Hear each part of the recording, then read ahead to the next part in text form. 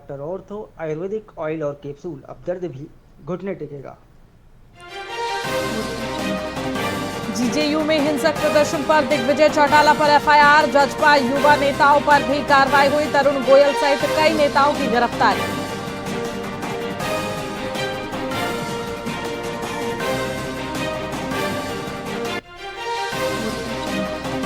नगर निगम चुनाव से पहले प्रशासनिक हलचल तेज। कांग्रेस ने एसडीएम ट्रांसफर की उठाई मांग। पंचकूला एसडीएम पर पारदर्शिता को लेकर सवाल।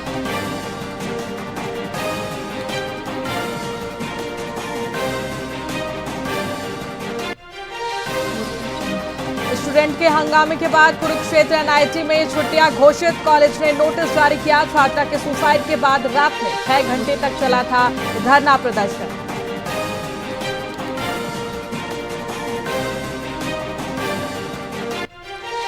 राहुल गांधी 18 अप्रैल को तमिलनाडु दौरे पर 3 जगहों पर जनसभा को संबोधित करेंगे। पार्टी कार्यकर्ताओं में राहुल के दौरे को लेकर खासा उत्साह।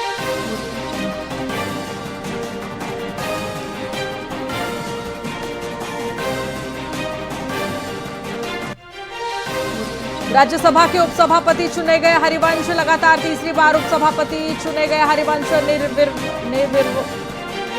उपसभापति चुने गए हरिवंश।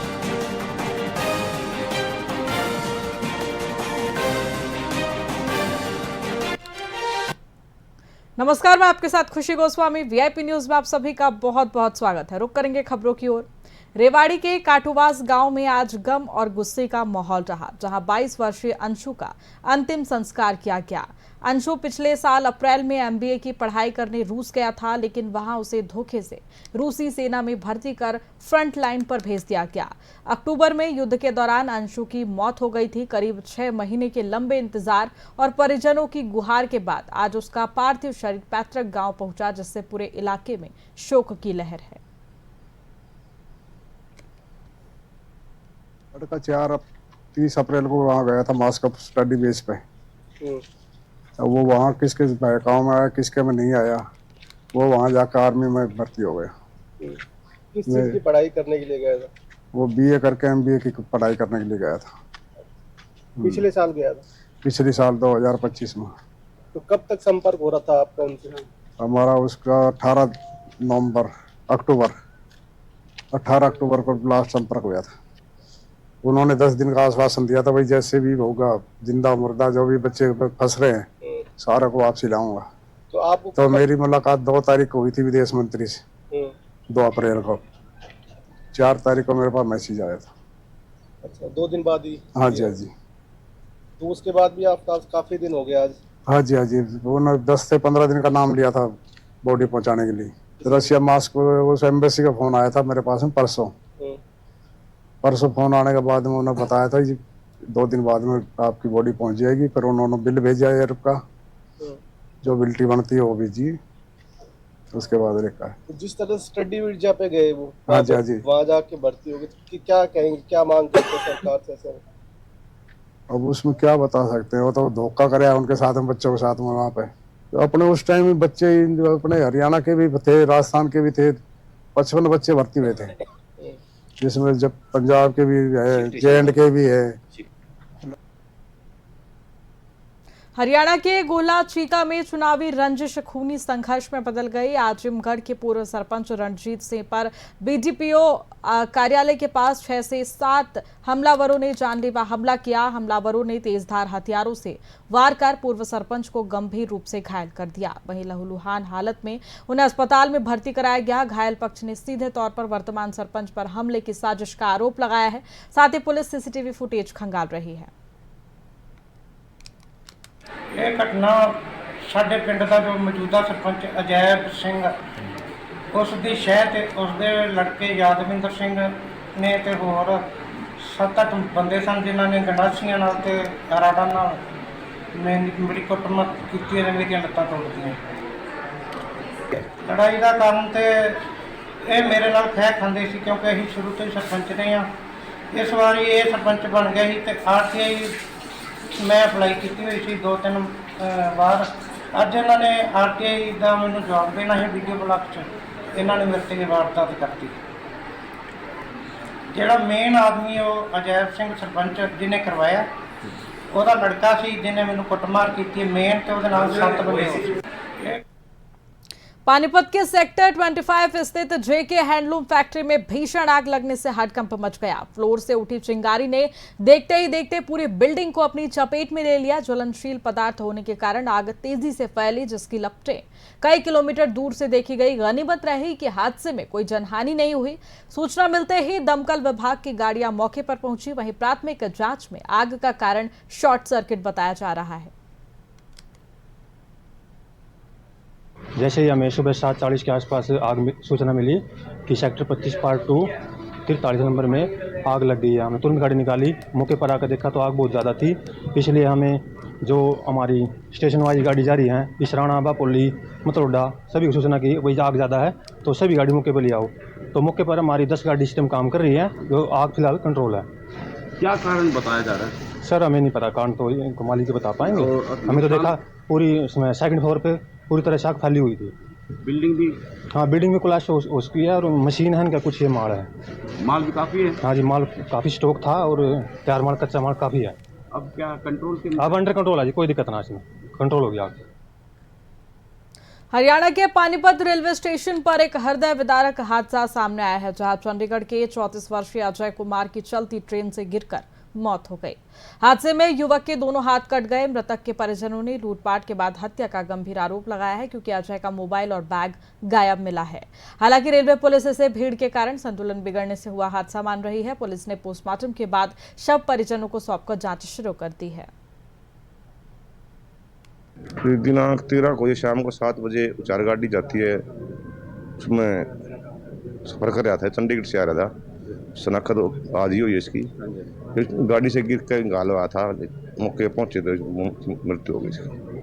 प्लेटफार्म कौन सा था जी? प्लेटफार्म 2 से गाड़ी चलती है, चलते ही गाड़ी से गिरा है। किस वक्त? ये शाम 7 बजे करीब। क्या वजह मानते हैं जी, क्या कारण रहा होगा? कुछ भी हो सकता है, अभी ज़्यादा भी होती गाड़ी में, उसका खिड़की में बैठा हो, कई बार गलती कर देते हैं सब, ये खिड़की में बैठ जाते हैं जैसे। हाँ, उसको गिरता किसी ने देखा वैसे। जल्दी में से गिरा है जी? हाँ, चलने के बाद, गाड़ी चलने के बाद। नाम क्या था जी, कहाँ के रहने वाले थे? नाम तो अब इसका अजय कुमार नाम पता चला है। ये चंडीगढ़ से अपने। उम्र कितनी हुई थी तब? उम्र इसकी 34 साल है। 34? हाँ। गाँव कहाँ है जी इसका? था जी अपने, हाँ, फुरकाबाद गाँव है इसका, वहाँ पास में अपने गाँव जा रहा था जी। वारसन आ गए हैं जी? हाँ, उसके बाद आगे शनाख्त हो गई, पोस्टमार्टम करवा रहे हैं, डेड बॉडी दे देंगे। हरियाणा के पंचायत मंत्री कृष्णलाल पवार ने पानीपत के बुआना लाखों गांव का दौरा किया, जहां आग से 32 किसानों की 85 एकड़ फसल खाक हो गई है। वहीं पवार ने कहा कि कांग्रेस राज में मिलने वाले 7,000 के मुकाबले सैनी सरकार अब किसानों को 15,000 रुपए प्रति एकड़ मुआवजा देगी। उन्होंने सोनीपत नगर निगम चुनाव के लिए विनिंग चेहरों को उतारने की बात कही। साथ ही स्पष्ट किया कि 1 जनवरी 2026 से नई जनगणना और परिसीमन का कार्य भी शुरू होगा। इसलिए आज भारतीय जनता पार्टी पूरे प्रदेश के अंदर नगर निगम, नगर परिषद, नगर पालिका के चुनाव हैं, उसके लिए सोनीपत के प्रभारी के तौर पर मेरी जिम्मेदारी लगाई है। मेरे साथ सहयोगी जवाहर सैनी जी हैं। आज हम सोनीपत में जा करके 22 वार्ड हैं और एक हमारे मेयर का चुनाव है। हम सभी से मिलेंगे, जो कार्यकर्ता इच्छा व्यक्त करते हैं उन सभी की, उनका जो अपना बायोडाटा उनको लेंगे, फिर उसके बाद हम देखेंगे कौन विनिंग कैंडिडेट है, हम उसको मैदान में उतारेंगे। कल इनका विरोध कर रहे हैं जी विपक्षी पार्टियां, बोल रहे हैं कि भाई 2011 की गणना के हिसाब से कर रहे हैं 15 साल।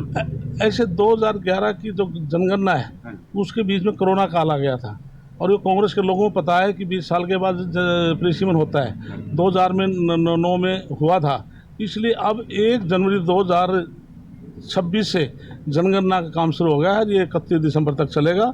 उसके बाद 2027 में नए जो डिलिमिटेशन होनी है उस पर काम शुरू होगा। एक आखिरी सवाल है जी, रॉबर्ट वाड्रा के खिलाफ चार्जशीट में जो है आरोपी बनाया गया उनको क्रिमिनल एक्ट में जी, तो इसलिए कानून अपना काम करे। इन्वेस्टिगेशन में कोई व्यक्ति कितना बड़ा, कानून से कोई बड़ा नहीं है, तो कानून के दायरे में इन्वेस्टिगेशन में किसी व्यक्ति का नाम आएगा तो निश्चित तौर से कार्रवाई होती है। धन्यवाद। इसलिए यमुनानगर की उपायुक्त प्रीति ने छछरौली अनाज मंडी में अव्यवस्थाओं और धीमी लिफ्टिंग को देख अधिकारियों की जमकर क्लास लगाई। उन्होंने निर्देश दिए कि ट्रांसपोर्ट की कमी पाए जाने पर ठेकेदारों के खिलाफ सख्त कार्रवाई की जाए और ड्यूटी पर तैनात सभी ट्रकों का फिजिकल वेरिफिकेशन हो। डीसी ने स्पष्ट किया कि दूसरे राज्यों से आने वाले गेहूं पर पूरी तरह रोक रहेगी, जिसके लिए उत्तर प्रदेश और हिमाचल सीमाओं पर पुलिस बल तैनात कर दिया गया है। पिछले 2-3 दिन से लगातार उठान में देरी होने की वजह से छछरौली मंडी से कुछ शिकायतें आ रही थी, जिसके बारे में मैंने अपनी टीम के साथ एसडीएम छछरौली के साथ में मंडी का दौरा किया और वहीं पे मौके पे ट्रांसपोर्टर को बुला करके आगे की ड्यू डायरेक्शंस दी गई हैं, जिसको हम हर 24 घंटे के दौरान पे मॉनिटर कर रहे हैं और उनको नोटिस भी दे दिया गया है। और अगर आने वाले दिनों में इसी समस्या को बरकरार रखा जाता है तो उनके ऊपर ड्यू पेनल्टी लगाई जाएगी। ट्रांसपोर्टर को कल नोटिस जारी किया गया था और डायरेक्शंस हमने 2-3 तरह की डायरेक्शंस इसमें सुनिश्चित की हैं। सबसे पहले कि ट्रांसपोर्टर ने जितनी भी व्हीकल्स के लिए हमें कमिट किया है वो सारे व्हीकल्स को वो मंडी में उपलब्ध कराएं और उसके अलावा पहले जिन किसानों का खरीद पहले हो चुकी है उनको उसी क्रम संख्या में उठान किया जाए ताकि सभी किसानों की पेमेंट को समय तरीके से किया जा सके। इसमें सेक्रेटरी मंडी से रोज़ रिपोर्ट ली जा रही है और जो भी आने वाले समय में अगर कार्रवाई की जरूरत पड़ेगी तो ट्रांसपोर्टर के खिलाफ कार्रवाई भी कर दी जाएगी। बाहरी राज्यों से जो गेहूँ आ रहा है जिले में अलग अलग जगह पे नाके लगाए गए हैं, जिसपे सिविल साइड से भी अधिकारी लगाए गए हैं, पुलिस की तरफ से भी अधिकारी लगाए गए हैं और कोई भी ऐसी घटना होने पर उस पर कार्रवाई की जा रही है। पिछले